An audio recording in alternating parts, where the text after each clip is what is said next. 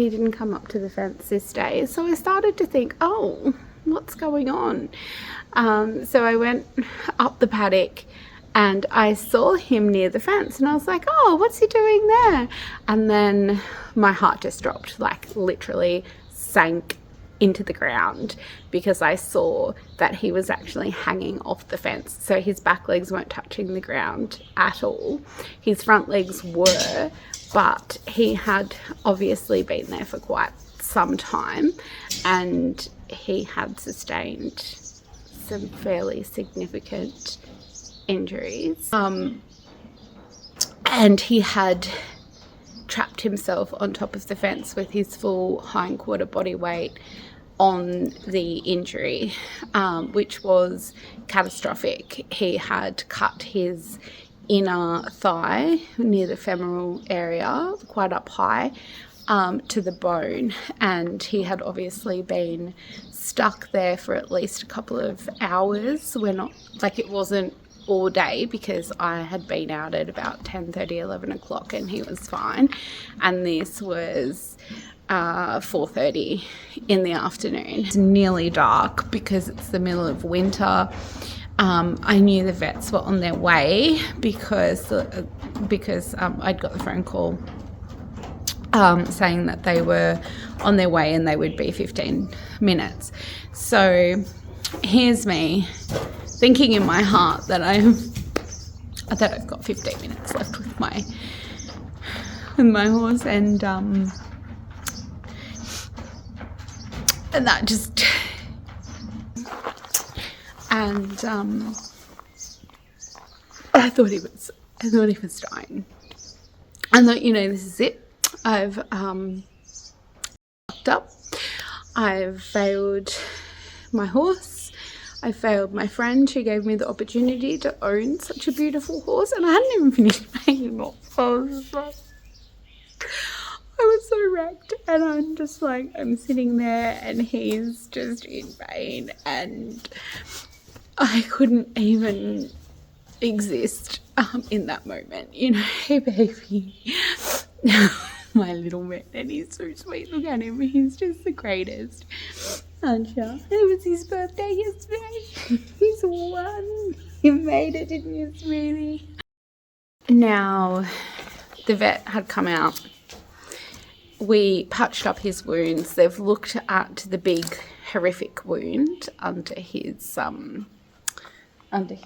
femoral area there, and they were thinking he's cut through the muscle, he's cut through a tendon, he's cut through nerves, you know, everything like that.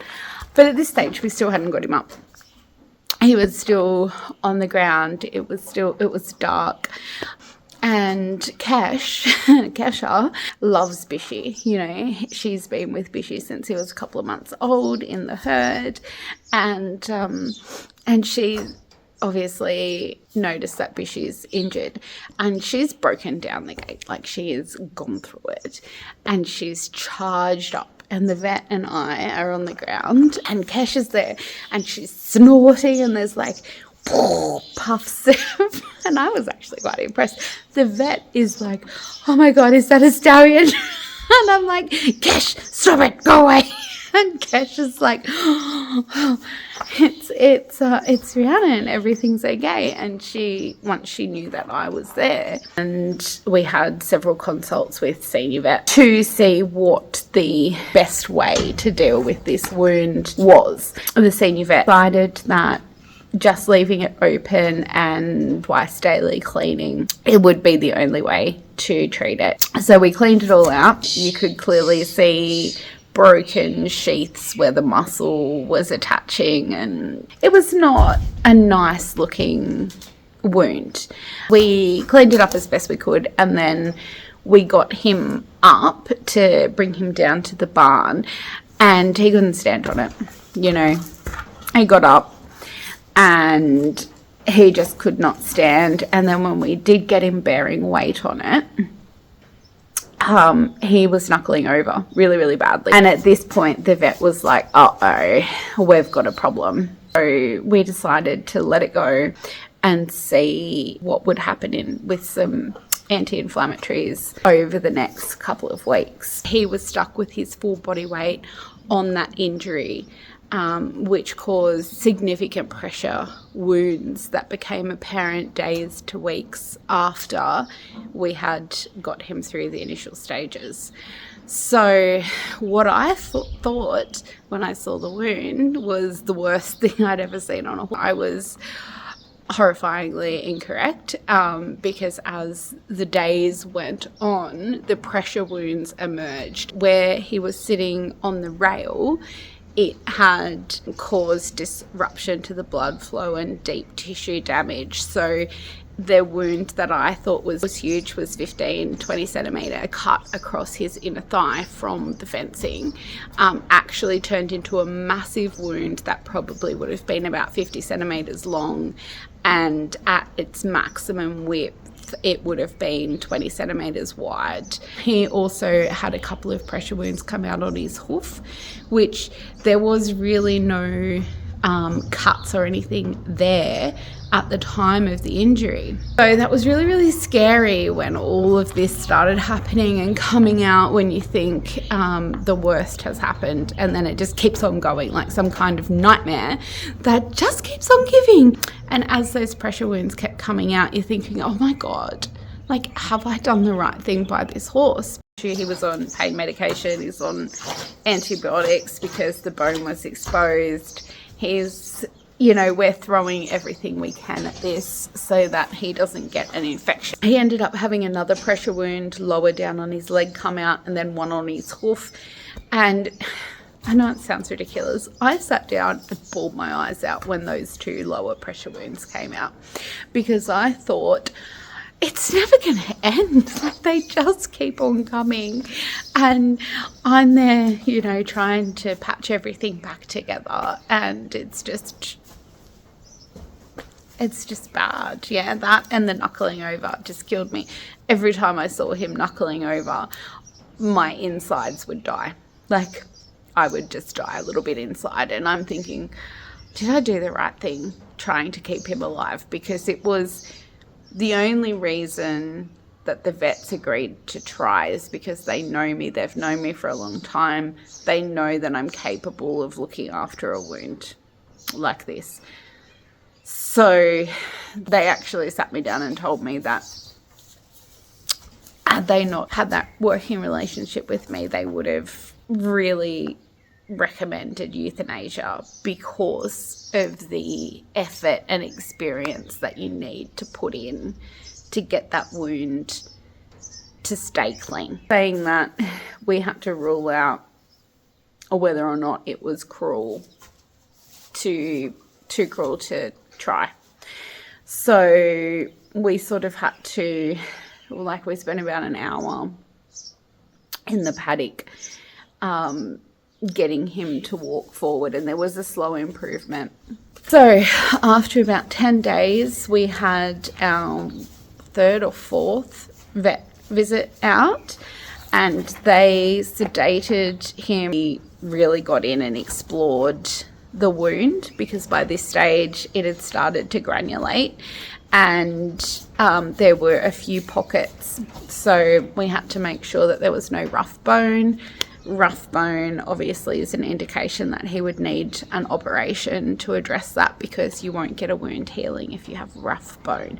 So at the time there was no rough bone at all, no indication that he needed any further treatment, just continuing on the antibiotics until the section over the bone had granulated, because that's the biggest risk at that stage. He's still knuckling over, they're still concerned, but because the knuckling over had been improving with each visit, they were at the stage where they were like, yep, we don't need to put him to sleep. Okay.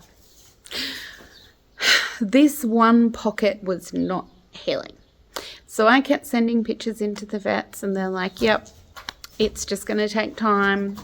Everything's okay. There was a channel above the injury and a channel below the injury. So one going up into the upper leg, one going down into where the bone was exposed, which didn't sit right with me, because everything else was closing it was reducing, and this one little bit was just manky. Turned out that there was a sequester in the wound. So a sequester, and no one knew this because it was checked and this was ruled out. Right? So the sequester is just like a bruised area on the bone where the bone has become damaged through disruption to the blood supply. So obviously, hey baby, obviously when he was sitting on the fence, he has a disrupted blood supply to the bone, and bone taking longer than soft tissue to change. It's taken quite some time for that to die off and push out, which obviously it did. The thing about sequester is they need to come out. So it's dead bone that's been pushed off the bone during the remodeling process. So it doesn't impact on the strength of the bone. It doesn't impact on the future suitability for sport or anything like that. It has no impact on the actual bone at all. But the bad thing about it is the body then, once the bone has died, the body treats it as a foreign object, and the immune system attacks it, and it creates a channel and tries to push out the foreign body. So that's why the wound wasn't healing. Obviously, I got on the phone to the vet and I'm like, this is what's happened. And, it was investigated. There was no more bone fragments in it anywhere. So that was fantastic news. So the dead bone tissue is now gone, right? Which was a huge relief. And as soon as that was out, the wound started contracting and the channel is closing over and everything is looking fantastic again. So finally, this is week 8. Finally, I feel like my horse is now out of the woods and he is able to trot freely now that the sequester is out. He is moving freely, he's playing, he's 100% back to his normal self. Obviously, he's still sore and he will be until that wound closes over. And it's going to be a really, really long rehab for him. And I will film that and continue sharing his rehabilitation story, and even if it's just for me. Obviously, there's a lot of work to be done and a lot of healing to be done.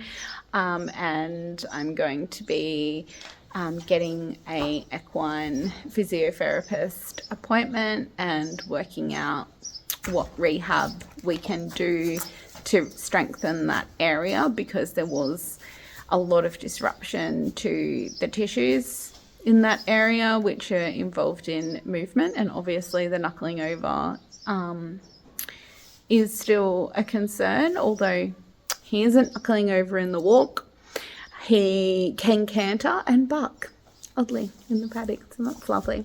He's moving more and more, so we're just going to keep an eye on it and obviously keep on top of things and make sure that we're doing everything we can to give him the best future possible.